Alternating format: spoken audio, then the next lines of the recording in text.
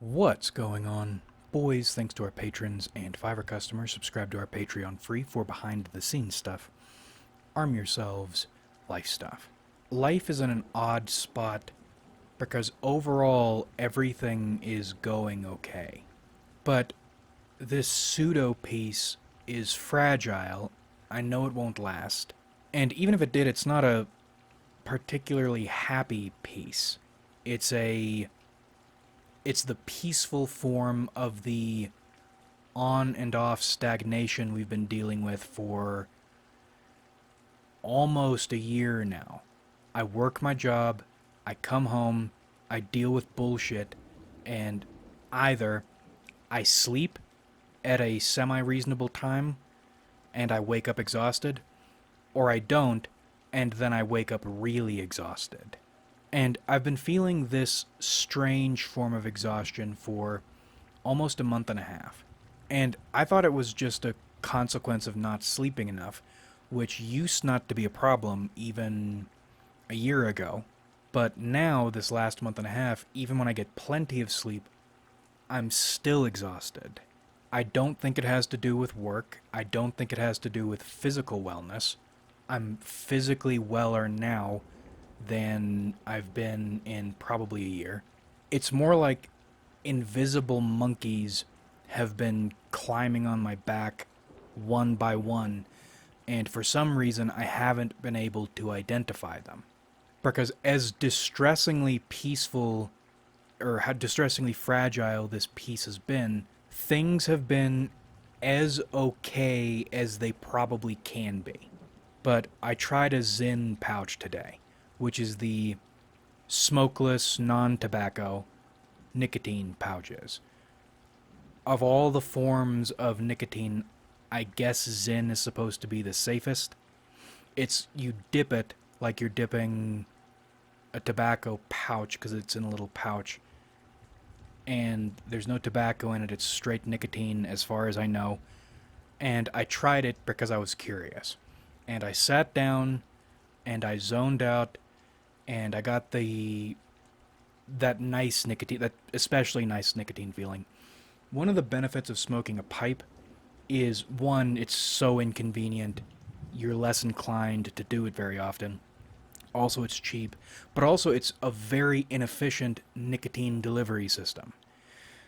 Meaning, even if you're smoking a lot, if you want to cut back, it's not as hard because you aren't on higher levels of nicotine versus something like vaping, which I used to vape a lot.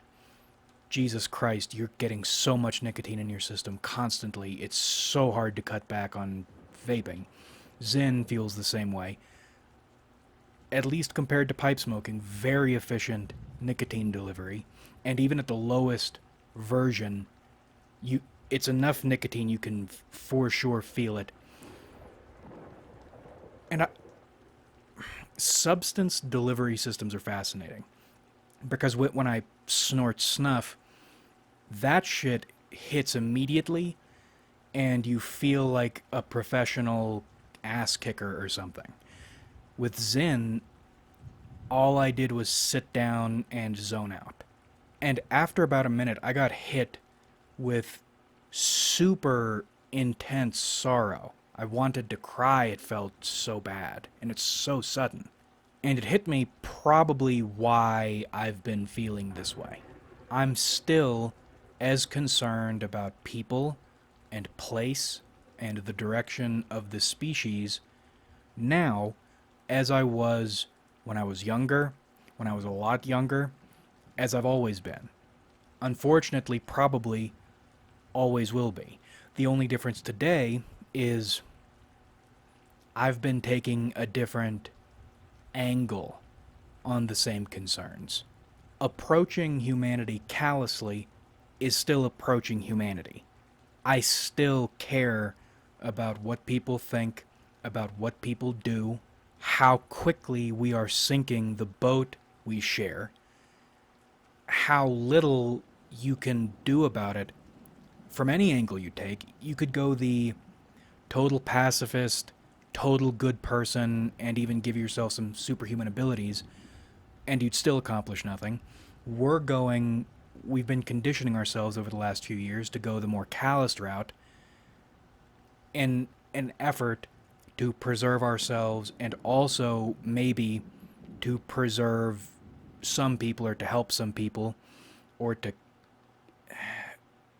kick hornets' nests here and there, but in doing so, holding up signs pointing to, if this is upsetting, then maybe think about this. You are still part of the same species, and you are still concerned about your species. You are still subject to the condition of the boat, the state of the boat, and the operations of the boat. And you probably always will be. But with with the zin in my lip, actually I put it pretty well in the notes, even though I haven't. The notes on the Patreon aren't all up to date yet. I got on some shit, and I was writing way too much, and it was exhausting. So they aren't up to date, but I have them. I'll post them sometime soon. Anyway, in the notes, there are two parts of yourself. You have your inner child, or the tender part of yourself, and then you have the calloused part of yourself that you needed to grow. And the calloused part of yourself is the person you tried to be, but unfortunately you're stuck with this little shit kid who feels things, and you need to send him into the other room so you can deal with whatever needs to be dealt with. But you can't kill him, even though you'd like to, and you can send him into the other room only for so long until either what's happening in the main room seeps through, or until he forces his way back in. And when that happens, it's not like you, the calloused form, are dealing with the tender form. You are the tender form now. And it hits you all at once.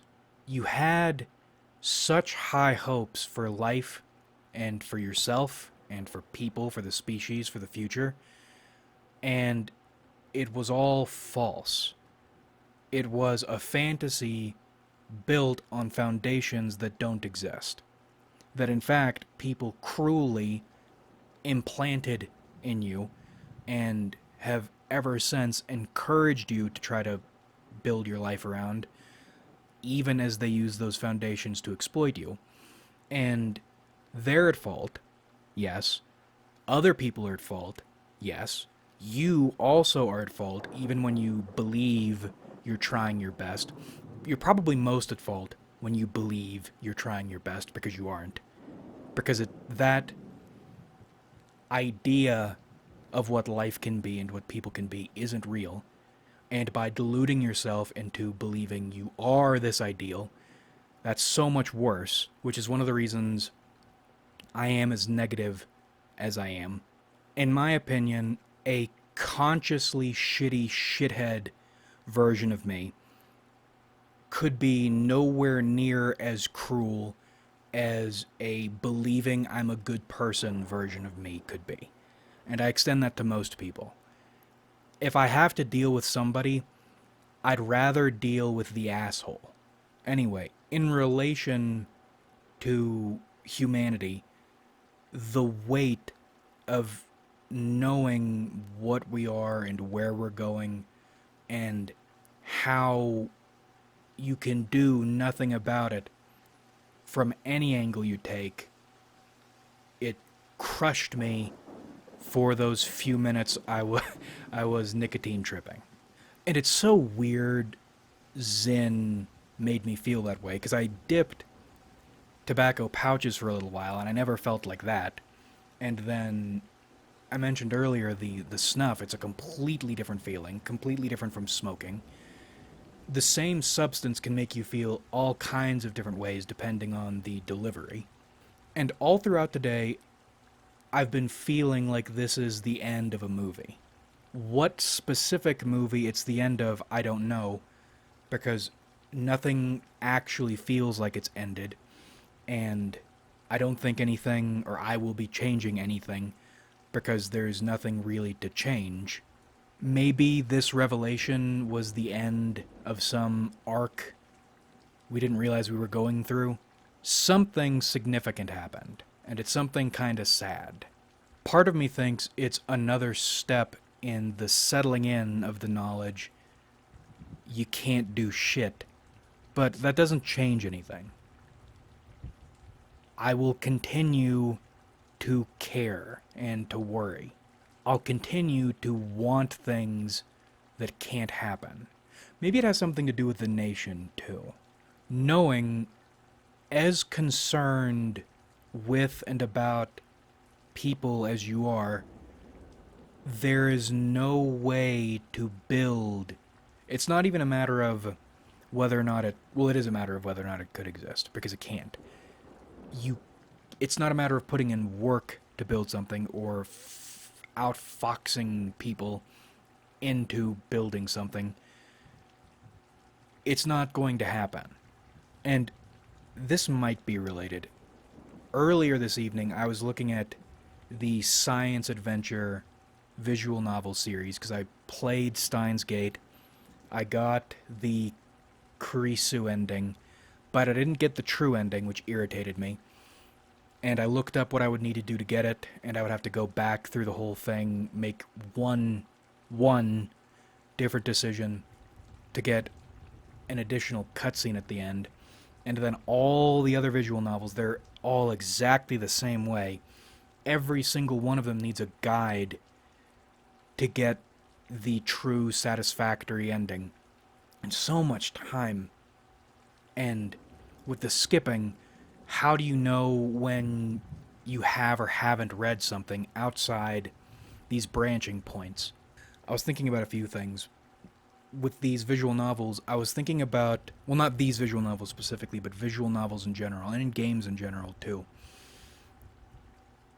I have a tendency to make decisions sticking to my guns, things that make sense to me at the expense of outcomes. Almost all these visual novels. Steins Gate was the exception. I will usually get the fucked up and alone ending. And it's always baffling to me because it seems like you're being punished for being honest. And I've gotten a lot better at dealing with being alone. 99% of the time, it doesn't bother me. And I think it could be 100% of the time, it doesn't bother me if life were a little bit different, but because life is the way it is, loneliness feels bad that 1% of the time because it's the knowledge, the existential knowledge. This isolation is the consequence of a choice, but it doesn't feel like a choice. And I have a typology video in mind. We'll probably make a typology video here soon. Fuck typology, but I recognize this as a TI thing, right? The way I will stick to my guns regarding what I view to be the truth, even when I know what I view to be the truth, not just probably isn't, but definitely isn't the truth, because that's another painful thing, is there's no objectivity. That's the painful thing. A lot of objectivity people act like subjectivity people believe in subjectivity over objectivity because it gives them freedom, but that's not the case, right? Objectivity, if it existed, would make life so much simpler because there would be something to orbit around. But that thing doesn't exist. Or if it does, then that thing is so far down then it doesn't apply to us. But I don't believe that's there. I believe that's a fantasy too. Anyway, the TI thing, the way I'll stick to my guns on what I believe to be true, or at least the system in my head that works, or at least looks to work to me, is the same way, let's say, an FI monk would burn themselves alive. or would choose to starve to death instead of steal or kill or something. It is equally irrational. But when this is important to you, it doesn't feel like a decision because what you believe feels more important than what is. And if you chose what is over what you believe, then you would never be able to feel satisfied with yourself. I recognize my beliefs are isolating, but I'd rather be isolated and what I feel is closer to right than what other people believe is, and alone, rather than being among people I mostly dislike as a version of myself I mostly dislike. And there is pride to take in that, because if nothing else, I like myself. That wasn't always the case. And I think no matter what happens, as long as I continue to stick to my guns, I doubt that's going to change.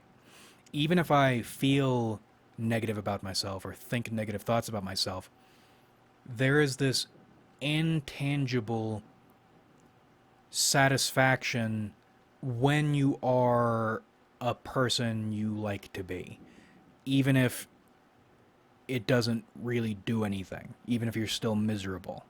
It feels like we're building our own mystery school, except our mystery is discovering and experiencing every variant and flavor and understanding of It's So Over possible. There are bright and uplifting forms of It's So Over. The the catharsis of service in No Solution, No Salvation. There are devastating forms of It's So Over. Today was a sorrowful form of It's So Over. Right now, I'm experiencing a furious form of It's So Over because my microphone is fucking with me, or rather, my recording software is fucking with me. And my emotional state is weird. I am feeling the in-betweeniest of the in-between feelings. On one hand, revelations like these or moments like these can feel like another weight has been added to you. Other times, it feels like a weight has been removed from you somehow, even though all we're getting are repeated revelations of the same thing. Today, it feels like a weight has been adjusted. Nothing has changed. Maybe it's more a matter of you're standing in a new position looking at the same thing. But something happened. Maybe we exist or we're living these lives so we can be made to understand powerlessness. That's probably what it was, an adjustment in the brain. Normally when I'm thinking, I'm always thinking about... I was reading a George Soros book. I've been reading that recently. He talks about his greatest strength being his ability, very in character, to find fault with things. And I relate strongly to that. Every moment of every day, everything I'm looking at, I am looking for the flaws or the deception. I'm looking for what's wrong with a thing. And I'm doing that, I realized, because I'm looking for the pitfalls in a thing so I can think of, or try to think of, or help think of a way to do it better. Or at least a way to avoid that pitfall. An example, today I found a small channel that was expressing sentiments that spoke to me more than other similar channels would. Enough to be a little bit anomalous. Still in the conservatarge sphere, but nationalist in a way that I didn't hear or I don't hear from other similar channels. And that immediately got me suspicious. Because if it looks like a duck and it quacks like a duck, even if it's a little bit better of a duck, it's still probably a duck. And after doing more thorough researching, Yeah, this channel looks like the seed of a grifter and a competitive one. And my immediate reaction was to disconnect because I can see where this is going. And I'm not interested in being. It's not really being duped long term because once you're aware of the fault, you know where it's going. You're not being duped anymore. That is more like extended torture. And I'm not going to deal with that. I'm not going to waste my time on that. I'll spend my time looking for sources or entertainments I like better. Or at least I can't find fault in, so I'll be able to enjoy them at least for a while until I learn a new fault or problem or danger to watch out for. But I seek faults not exactly to understand the faults themselves or to understand the bigger picture, but rather so well, those are all part of it, but it's more so I can find or narrow my search ever narrower into hopefully a layer in which I'll find something good. That's why I am the way I am, why I do things the way I do. It's constant fault finding and filtering. But even this is because this is happening on an unconscious level. I think that's why I was so devastated earlier. It's because you're always looking for that good thing. Even if you say you don't, even if you think consciously you believe you don't, unconsciously you are still looking for that good thing. That devastation earlier, it didn't change anything, but it did shift maybe the way I was thinking about fault finding. Somewhere deep in my head, there was a slight shift in which I could be more aware that there is nothing good down there. And I think that's why, because it doesn't just feel like a weight was adjusted, it feels like a weight was removed and added at the exact same time. Added because more confirmation there is nothing good you'll find. At the same time, a release knowing there's not so much pressure because there's nothing down there. And this is a microscopic version of the shit we're always worrying about, that we're always dealing with. No solution, no salvation.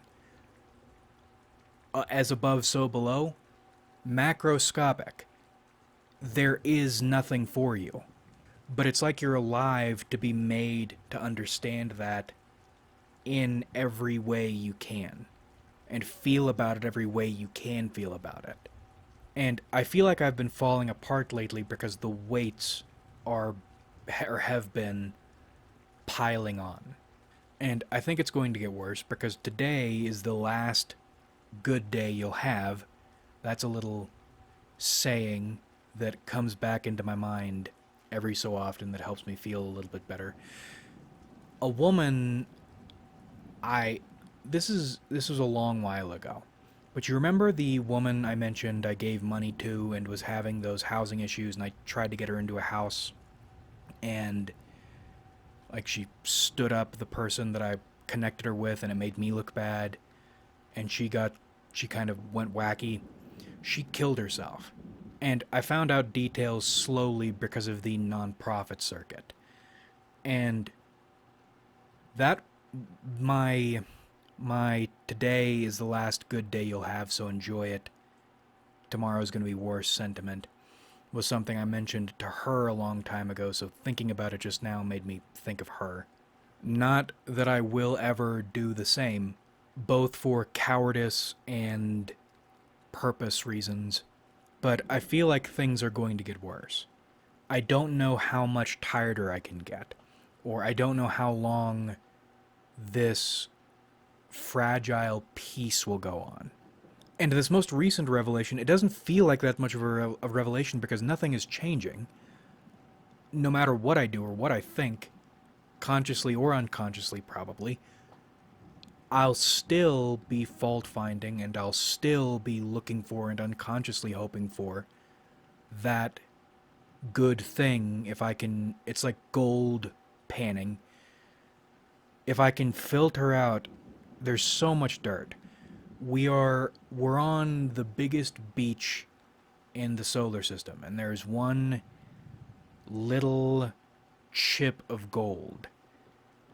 If we can just filter it out, maybe we can find that thing that we feel confident is there, even though we know isn't. But at the same time, not enough, obviously, not, or to stop filtering. I don't know, I wasn't expecting to feel as bad as I did when it all hit me. And I appreciate everyone who participated in the poll earlier. That was about what I was expecting. But for what we're doing, that's not a bad ratio. Life feels like a bunch of false starts. It's a lot of anticipation for almost nothing good ever. But maybe part of what we're here to do is to understand how it feels for there to be no but, no however, no maybe, no unless. Maybe we're alive intentionally to learn how it feels for there not to be a cosmic silver lining. My hope would be we're going through all this, but there is some reason for it. Or one of these revelations will finally trip a wire and we'll feel different, we'll feel better, or we won't feel, or we'll understand things in a way that will make everything click or feel the way it's supposed to feel. Some kind of satisfaction, but I'm not holding my breath. Also, I think maybe the deity we're dealing with is Ishtar, not Venus and Hecate, or something that is like Venus and a weird form of Hecate. Maybe it's just straight up a modern iteration of Ishtar. But even if it is, that doesn't change the background that feels like it's in control of everyone. Us, powers above and powers below. But we will see. I can't stop hoping for something good to happen, or for all of this to have meant something, but we will see. Like if you enjoyed, subscribe if you haven't.